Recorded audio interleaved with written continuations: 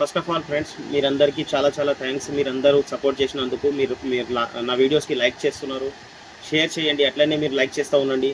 అందరికీ మీ family and రిలేటివ్స్కి, మీరు ఫ్రెండ్స్కి నా వీడియోస్ షేర్ చేయండి. ఇది చాలా హెల్ప్ఫుల్ వీడియోస్. ప్రతి ఒక్క ఇంట్లో ఇది వీడియోస్ పోవాలి ఫ్రెండ్స్. మీరందరికీ, మీకు తెలిసిన వాళ్ళకి అందరికీ ఈ వీడియోస్ షేర్ చేయండి ఫ్రెండ్స్. హాయ్ ఫ్రెండ్స్, ఈరోజు మన టాపిక్ వచ్చేసి non stick dosa pan. Non stick dosa ప్యాన్లో ఎలా యూజ్ చేయాలి, నాన్ స్టిక్ ప్యాన్కి ఎట్లా వాడాలి, ఎట్లా క్లీన్ చేయాలి. ఇంకోటి దాంతోపాటు ఒకటి చపాతీ ప్యాన్ కూడా ఉంది మన దగ్గర. ఇది hard anodise chapati pan. Hard anodise chapati pan, chapati తవ్వ అంటారు కదా. ఇంకోటి చపాతీ కోసం మీరు ఐరన్ తవ్వ కూడా వాడతారు. దోశ ప్యాన్ అనేది ప్రతి ఒక్క ఇంట్లో మీకు నాన్ స్టిక్ దోశ ప్యాన్ ఉండొచ్చు. అందరూ దోశ ప్యాన్ వాడతారు. ఇది నాన్ స్టిక్ దోశ ప్యాన్ ఎందుకు తీసుకుంటారు అంటే, లెస్ ఆయిల్లో మీరు దోశ కుక్ చేసుకోవచ్చు, వితౌట్ ఆయిల్ రెడీ చేసుకోవచ్చు. ఇవి వాడిన తర్వాత మీరు దోశ ప్యాన్ ఒకవేళ మీరు దోశకి తీసుకుంటే దోశకే వాడండి.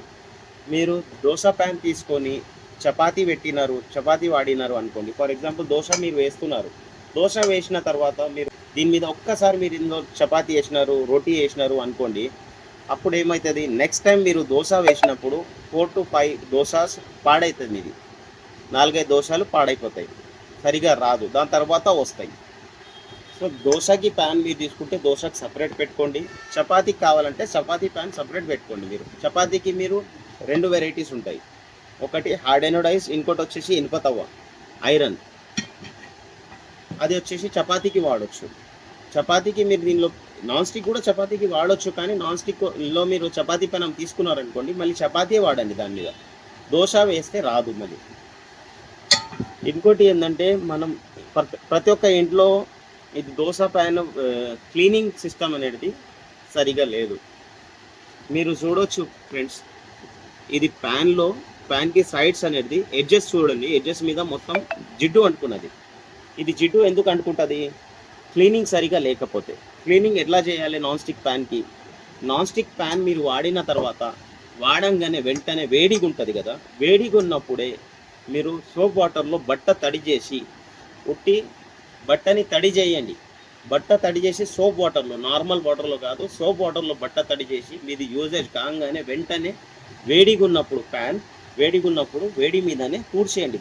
మంచిగా తుడవండి. మంచిగా తూడ్చేస్తే ఏమవుతుందంటే, వేడిగా ఉన్నప్పుడు ఆయిల్ అనేది సోప్ వాటర్లో బట్ట తడి చేసిన ఆ బట్టతో మీరు తుడిచినారనుకోండి, ఇది క్లీన్ అయిపోతుంది. కార్నర్స్లో ఆయిల్ అనేది మొత్తం క్లీన్ అయిపోతుంది. మీరు కార్నర్స్ ఆయిల్ ఎంత మంచిగా క్లీన్ చేసుకుంటే అంత మంచిగా ప్యాన్ ఉంటుంది.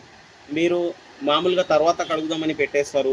మామూలుగా మీరు చల్లగా అయిన తర్వాత మీరు ఎట్లయినా కడగండి, ఇప్పుడైనా కడగండి, ఆయిల్ అనేది దానికి అతుకుపోయి ఉంటుంది. మళ్ళీ మీరు నెక్స్ట్ టైం వేడి చేసినప్పుడు ఆ ఆయిల్ అనేది కాలిపోయి జిడ్డు లాంటిది క్రియేట్ అయిపోతుంది. అది కావద్దు అనుకుంటే తవ్వ కొన్నప్పుడు నుంచే వాడంగానే వెంటనే మీరు సోప్ వాటర్లో బట్ట తడి చేసి తూడ్చుకోవాలి. సోప్ వాటర్లో బట్ట తడి చేసి తూడ్చుకోవడం ఎట్లా అంటే, ఒకటి వేడిగా ఉన్నప్పుడే. చల్లగైనాక మీకు ఇది యూస్ఫుల్ కాదు. వేడిగా ఉన్నప్పుడే మీరు వేడి మీదనే బట్టతోని తూడ్చేయండి. సో అప్పుడు ఏమవుతుంది, మీకు దోశ ప్యాన్లో జిడ్డు అనేది అంటుకోదు. చల్లగా అవుతుంది, వేడి చేస్తారు, చల్లగా అయితే వేడి చేస్తారు. దానివల్ల ఏమవుతుంది అంటే జిడ్డు మొత్తం గట్టిగా పట్టుకుంటుంది.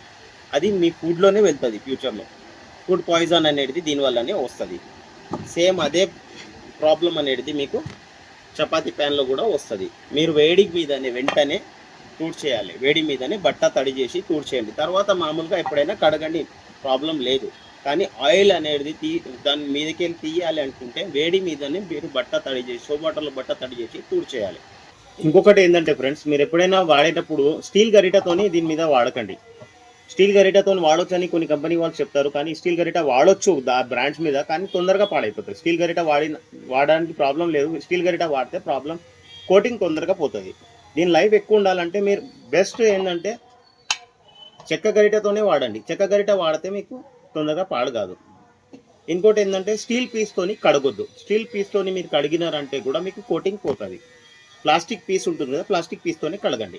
ఇంకొకటి లాస్ట్ థింగ్ ఏంటంటే ఫ్రెండ్స్, మనం ఏదైనా దోశ ప్యాన్ వాడుతుంటే ఎప్పుడైనా కానీ దోశ ప్యాన్కి హై ఫ్లేమ్లో పెట్టకండి ఫ్రెండ్స్. హై ఫ్లేమ్లో పెడితే ఏమవుతుందంటే,